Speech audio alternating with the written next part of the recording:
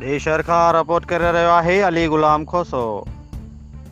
DHO Badin doctor Anjam Soomro, district TB coordinator doctor Sahib Khan Khoso, district TB officer global fund Imtiaz Soomro पारां डूपासी foundation जे सहकार सां आर्टिफिशियल इंटेलिजेंस तहत RHC सिविल अस्पताल ॾेई में छाती जी मुफ़्त कैंप क़ाइमु कई वई, जंहिंमें 100 खां वधीक मरीज़नि जा मुफ़्त एक्सरे कया विया, जंहिंमें 8 मरीज़नि जा TB जा सैंपल वरिता विया।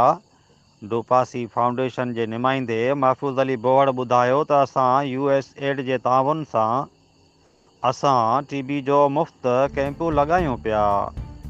अगरि कंहिं बि मरीज़ खे TB तशख़ीस थी त उनखे TB जो मुफ़्त दवाऊं ॾिनियूं वेंदियूं।